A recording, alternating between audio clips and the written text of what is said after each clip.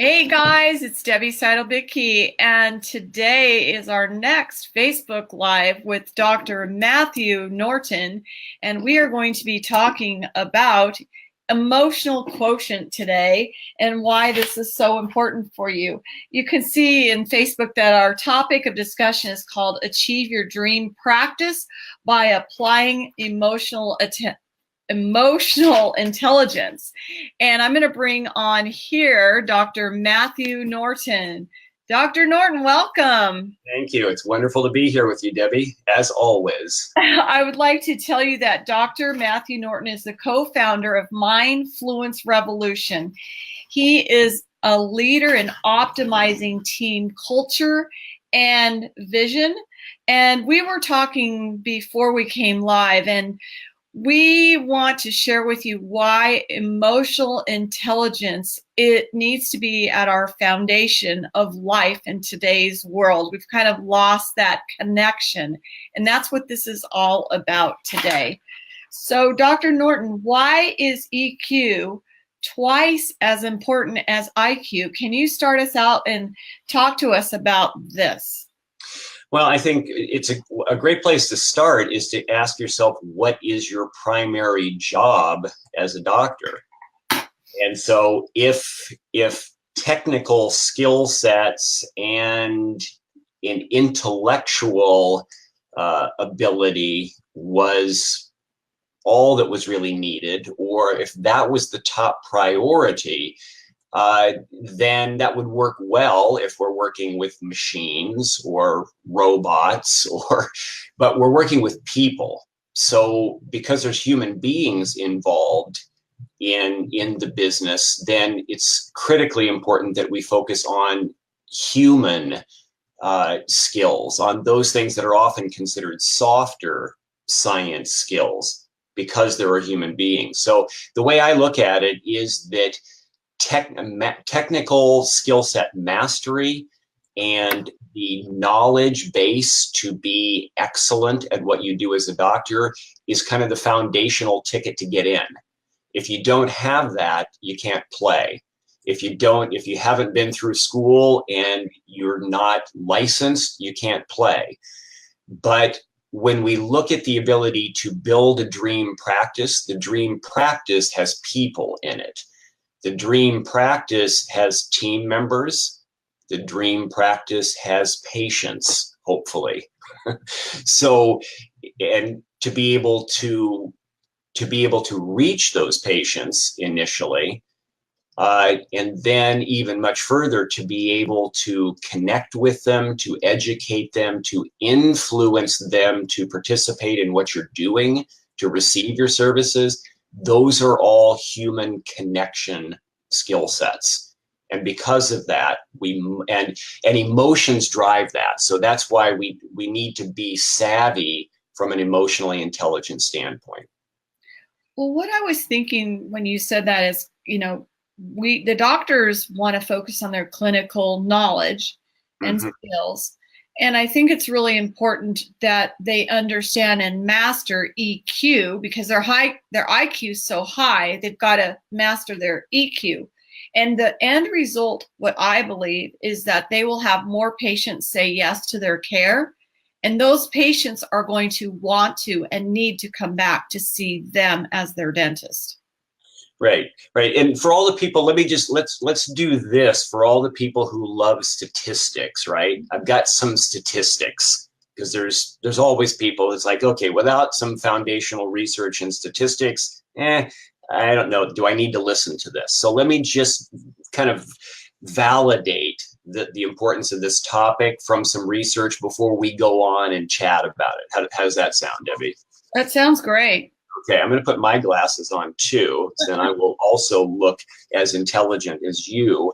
But here's just a few things. Daniel Goleman, who's a psychologist, is kind of the father of emotional intelligence. He said that as much as 80% of adult success comes from emotional intelligence.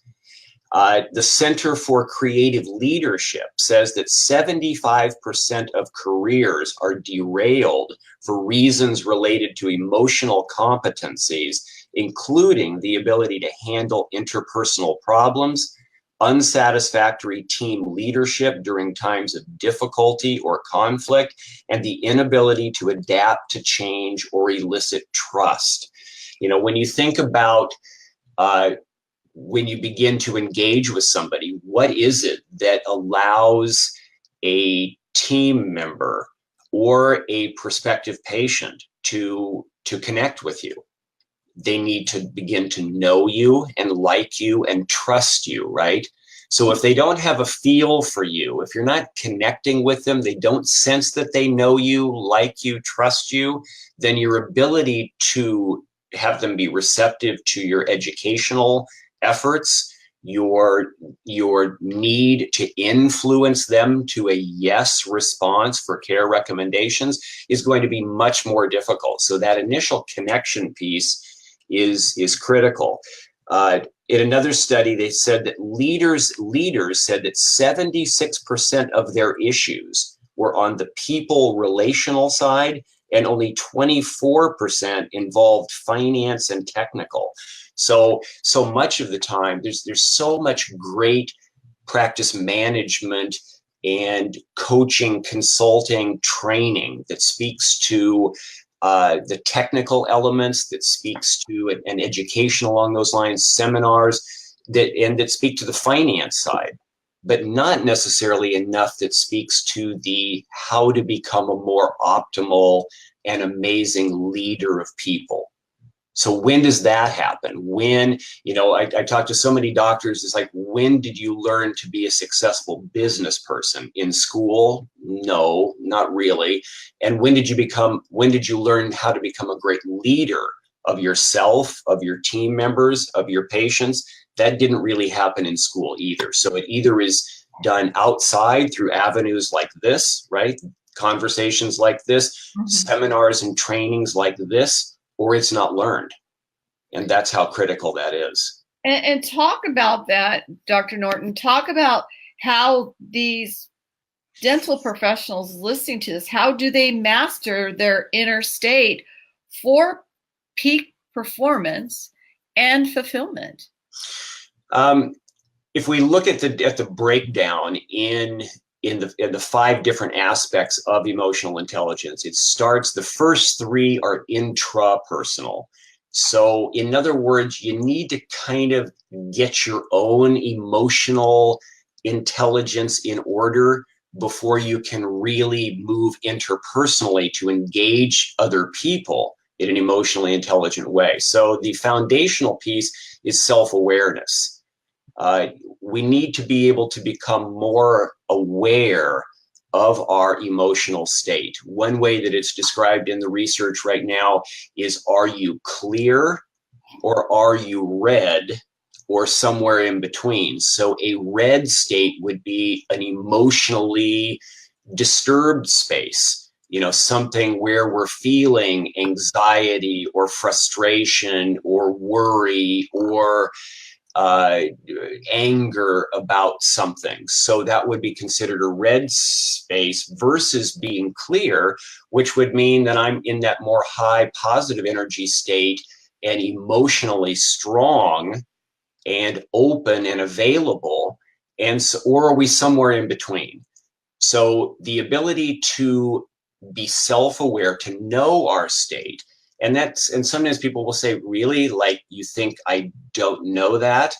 And the truth is, what the research is showing is that much of the time when we're in the moment, we're not very clear about when our moods and emotions have been disturbed. So the first thing is to be able to better tune in. There are trainings. We may not really have time to go into all the details on action steps that can be taken, but we can probably circle back to get to some of them.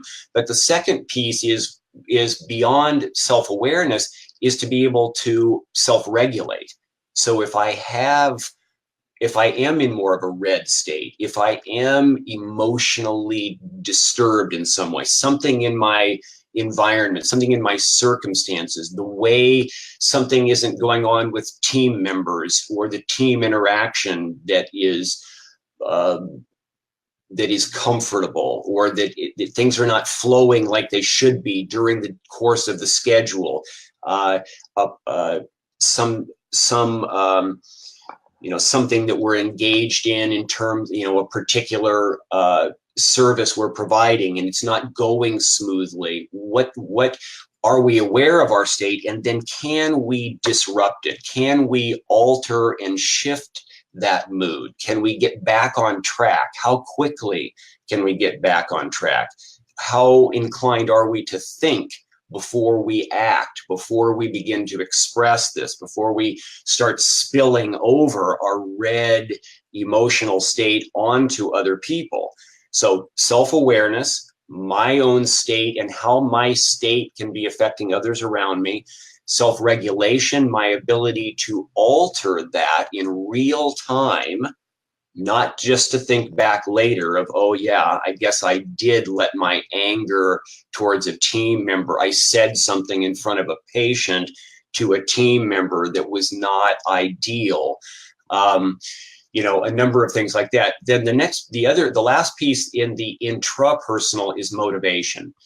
And this is one that sometimes is left out in emotional intelligence, and they move to the last two. But this is important because motivation is the ability to care about what you're doing for reasons, and to be inspired to act for reasons other than I need money, I have to show up because it's my job. Other people are expecting this, and therefore I just must be accountable. It's intrinsic motivation and inspiration to contribute, to bring something of value to people. So those are the three intrapersonal, and they each build on each other. In other words, if your self-awareness is compromised, then the tendency to be able to self-regulate gets challenged. If I'm not aware of what's going on with me, I can't alter it as easily. And if I'm struggling in self-awareness or self-regulation, my motivation will be challenged, and it will take much more willpower to have to overcome my own emotional states to keep caring about what I'm doing and keep determining, to keep bringing a high level of enthusiasm to what I'm doing. I find it very interesting what you're saying. There are several questions that I have for you. The first thing is, what is our first step as a human to connect the dots on self-awareness, self-regulation, so that we can feel motivated? I mean, do those all, are they layers, and do they equal motivation? And let me give you some background.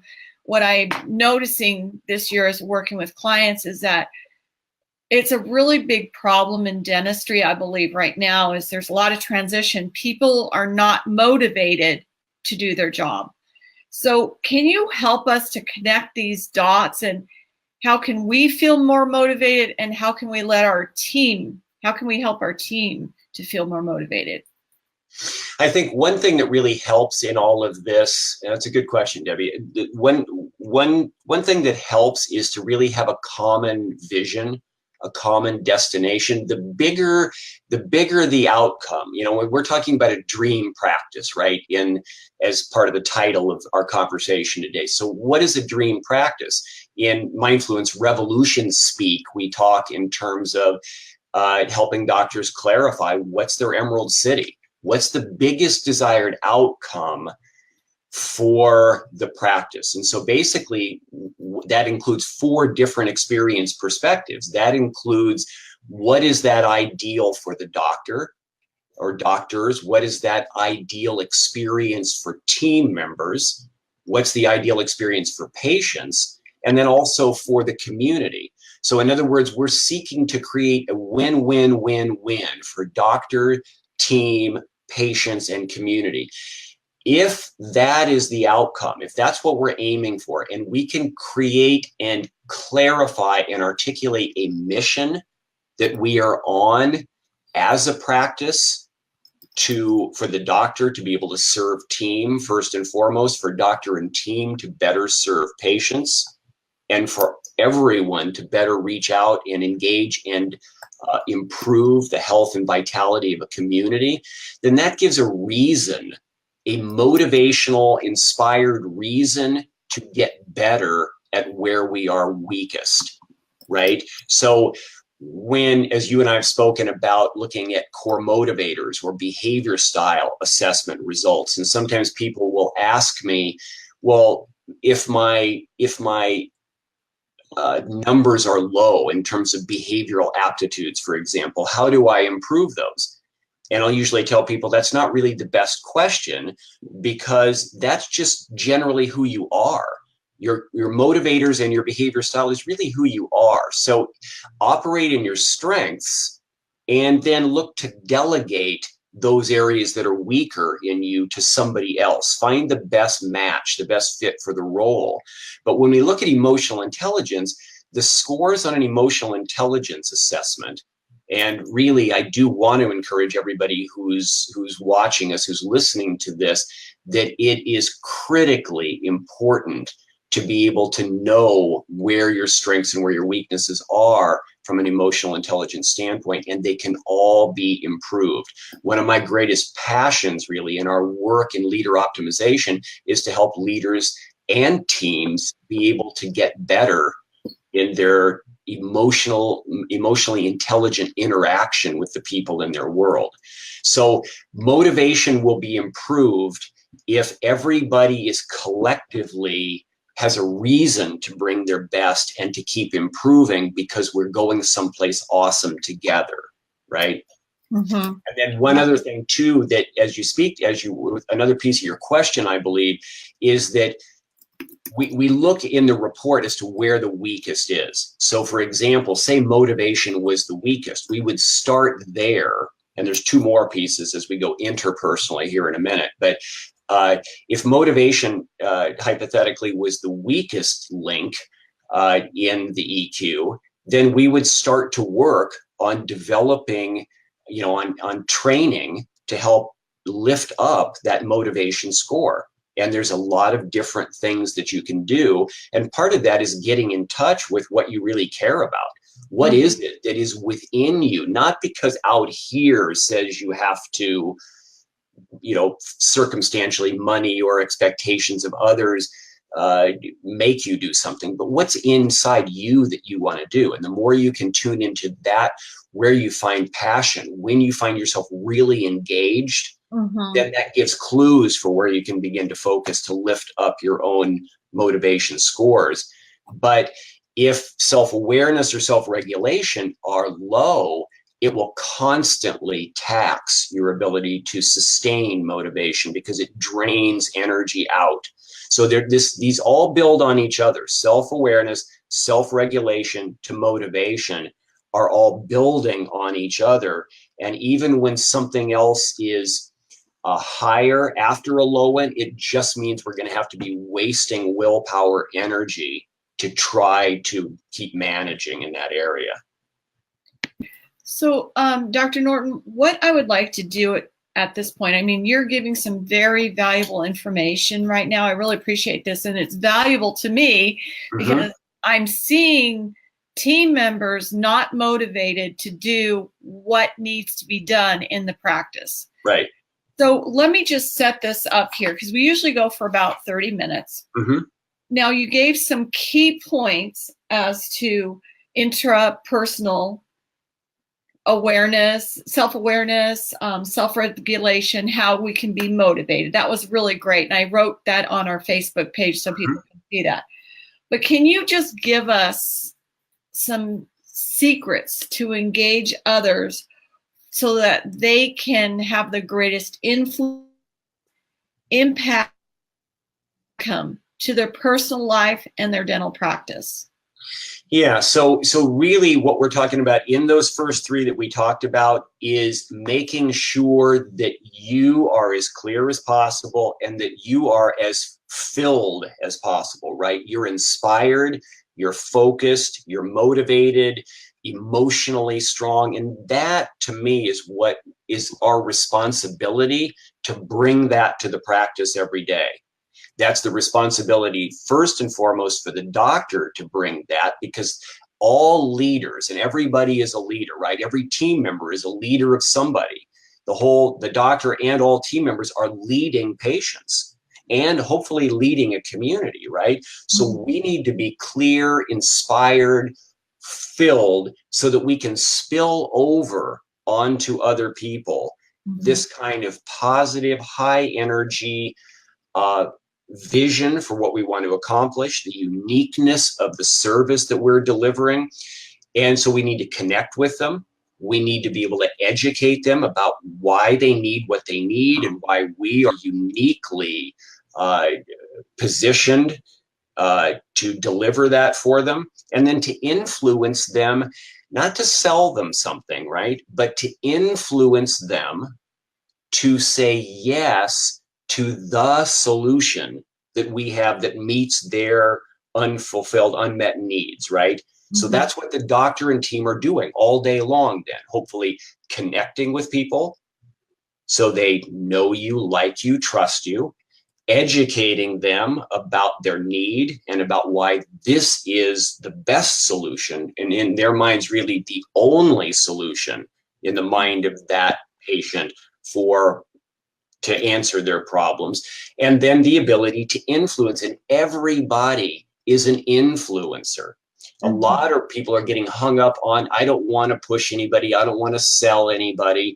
And I understand that. Everybody's in a position of sales, but we reframe that in Mindfluence Revolution to call it influence, ethical influence, because we're helping people say yes to something that's in their best interest, to grab a hold of the life preserver for what they need. Okay, I'm saying all of that to say, as we move from our own intrapersonal emotional intelligence, we're moving interpersonally.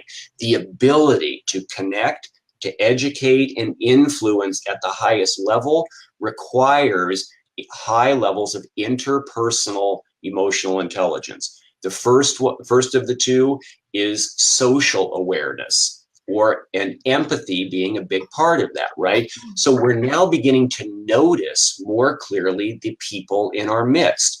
And that should be team first, doctors. It should be team first that you're serving, team first that you're aware of and empowering. Then we move that whole team to care for patients, right, Debbie? I love it. So we need to be empathetic. We need to be able to be transcendent of self enough to notice the emotional tone. Are people, whether it's team members or patients, is there fear? Is there anxiety? Are people struggling emotionally? Are they clear, or are they red, or somewhere in between? So we have to spend more time observing body language, team members, patients. We have to notice tone. We have to sense energy levels. Where are the people around us? And what's going on with them? Can we put ourselves in their shoes? What would it be like to do that? Now, a lot of times I run into this being the weakest place for doctors because they have a hard time. They've been focusing on doing these things to build practice and self and my own skill sets, my own knowledge, and that I have this amazing thing to give to people. But oftentimes there can be a frustration with, why don't people want what I have? And why aren't they doing what I've told them that they should do? Why are my team members not following like I'm expecting? All those things, because there's a weakness around being able to connect with those other people. And so that's the first thing. And then the last piece in the self-awareness is social regulation. So social awareness, and then social regulation, or social skill development. And that's the ability of, once you notice what's going on with these people, with everybody around you, what can you do to help them? What can you do to help their red emotional state move towards clear? What can you do that would, by understanding the team members, the patients more? How could you serve them more? How can your focus be more on helping them get what they want through better service and more of a focus on the vision and the mission of service to be able to help them thrive? And so those skill sets are going to help be able to help the doctors get what they want more. Let me come back for just a second here. The research in EQ, when the EQ is permeating the entire company culture, here are some of the positive outcomes that they're saying from a bottom line perspective: increased sales, improved customer service, better team performance that leads to more productivity and profit, and a reduction of the costs associated with lower turnover and absenteeism. So who doesn't want all of those things, right? How much energy is spent once team dysfunctionality and morale is challenged? Once patients have kind of disappeared and your front desk person is trying to call them to go, where did you go? We're trying to get you back on the books for the services we recommended, especially the more expensive ones. Where are they? And I promise that almost never works, right? Having a front desk person try to now rally them back. What happened? There wasn't sufficient connection, education, and influence early on. And a lot of that was a lack of interpersonal emotional intelligence. All right, I'll pause and take a breath, Debbie, and you can ask me something else. Well, one of the things that I was thinking, I'm having yeah, it's probably a little bit of a Wi-Fi connection or signal strength, but it's okay. You'll stop.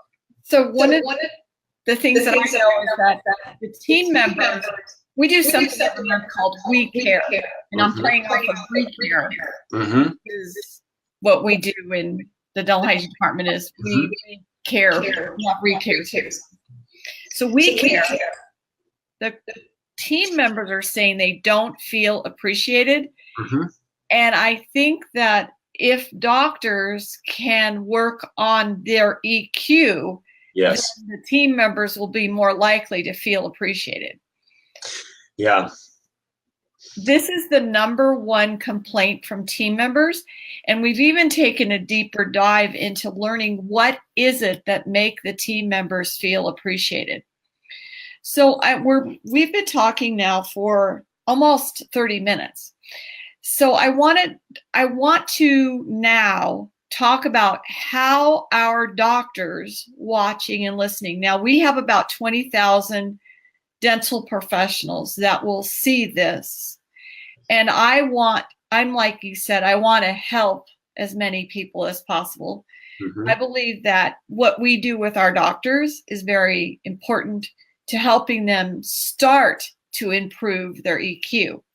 And together with your support, we can really do something powerful for these doctors.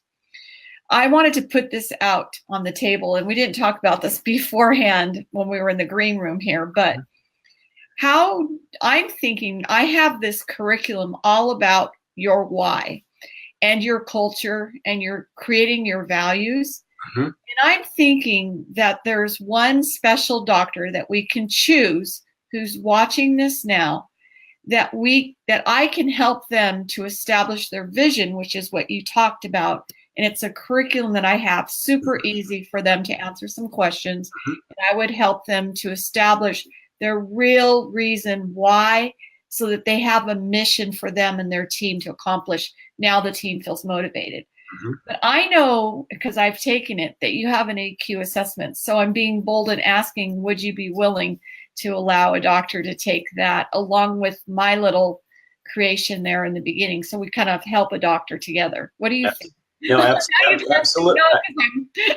No, absolutely. You know me enough, Debbie, and you know I'm an absolute fan of your work and what you're doing to help doctors. And I think that there's a great synergy between what you bring and what we bring as Mindfluence Revolution. And so absolutely, I would love to do that, and would throw in a debrief with the doctor to go over the results of their emotional intelligence report and offer some insights there. So, I mean, honestly, I think this value is like $1,000 to a doctor who's watching it right now. I would contend that this could be, I'll go further and I'll be so bold as to say that if ultimately wading into this a little bit, the doctor and the doctors, anyone else listening who would like to engage this report, they may not be the lucky recipient of what you're throwing out there, Debbie, but anybody listening, I would say if you would like an emotional intelligence assessment and the opportunity potentially to discuss that, then if you can provide them the email address, my email address, Okay. then drnorton at mindfluencerevolution.com, then I would be happy to communicate and let you know what that would entail. It's not expensive. And what I was going to say is if there's not a sense that this is one of the most important things you've ever done to help create the sustainable success in your practice by virtue of optimizing this human piece, and especially if you're already working with Debbie or going to be working with her, then I think this is a critical component to add into that. So you need Debbie's work. Everybody who's watching this and listening, Debbie's work is amazing, and you really do need to have a consultation with her if you haven't done that yet. But also, if you haven't done an emotional intelligence assessment, then this could be the key piece for you.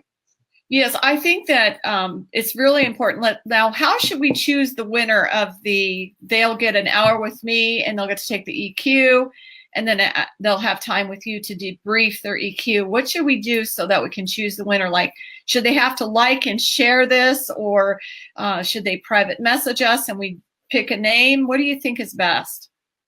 Well, I think that, I'm not sure that they need to jump through any major hoops. Okay. I understand the idea of having a little positive promotion. So anybody watching that actually has found this valuable, then please post something, tell somebody, invite them to take a look at this, because I'm sure this can be available later to them, right? Yes. Anybody not seeing this in this moment is going to be able to have an opportunity later. But so we appreciate that. Anybody who's found value to share that. But I would say, yeah, just to send us an email. Okay. And then we'll throw we'll have a big hat, and then we'll throw everybody's entry into the hat. Okay, so we'll throw your entries into the hat. You can actually, why don't you send a private message to the Dental Practice Solutions Facebook page here, and then we'll choose a grand prize winner to get this. It's, you developing your core values, your big audacious why you're doing what you're doing, so that you can rally up your team to feel motivated. And then Dr. Norton's going to do that EQ. It's a really easy test. I mean, I don't think it takes more than 15 minutes to answer the questions. Yeah. It's been a year since I did it, but it's pretty simple and straightforward. That was just because you were so emotionally intelligent, Debbie, that it was. I failed some parts of it. But you're right. It doesn't take long. It's not a big time-consuming thing, and the insights are revolutionary. And I'll go so far as to say that for anybody who wants to send an email, if you don't win, if you're not the winner of all of this, you can still be a winner by virtue of just sending an email to drnorton at mindfluencerevolution.com.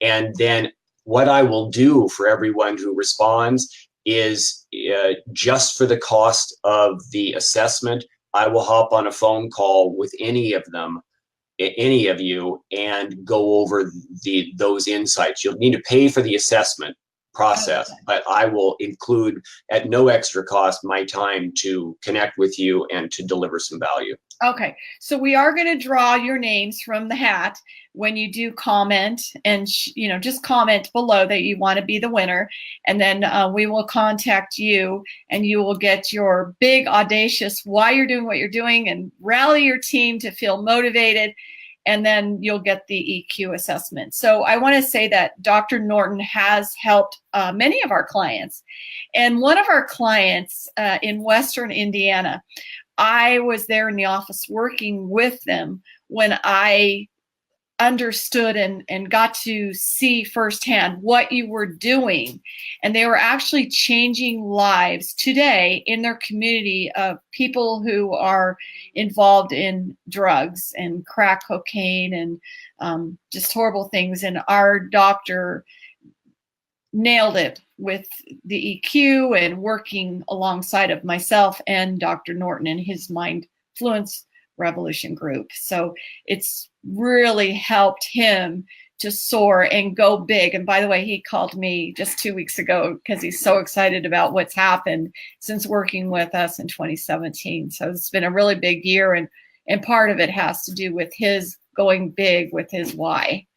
And so yeah, we hope to hear from you. Thank you so much for joining us, Dr. Norton. I'm going to talk to you after I end this. But I appreciate your time. I know you're super busy. We had to wait like a month because we had to sync our schedules together for this. So are there any last minute thoughts you want to share? No.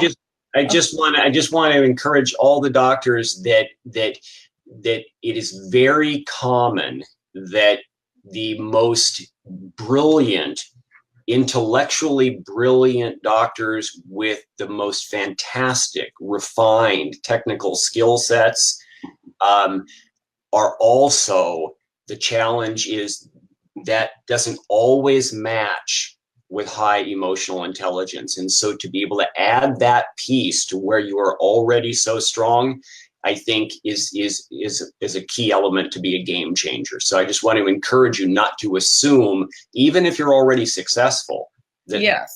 that there's not something that couldn't help you through this to get to the next level. With Debbie's work or with the EQ, there's a next level and a next level. So it's constant, never ending. But you know, one of the points I want to bring out when you say that is our doctor right now, we have one of our biggest dental offices that we've ever worked with financially. And that doctor is amazing. I love working with him. However, all of our clients do take these assessments, various assessments. One of them is the EQ. And I was telling you before we went live that he said he failed the EQ. But I know he has a very high IQ. So IQ and EQ don't usually go together. It's something to make note of. It's often the case. And I thank you, Debbie, for the opportunity to share. This is kind of my wheelhouse passion. And so thanks for the opportunity to share today. Well, I know you've helped a lot of people, so that's why I wanted to bring you live. So thanks for your time. I'll talk to you soon. My pleasure. Thanks, guys.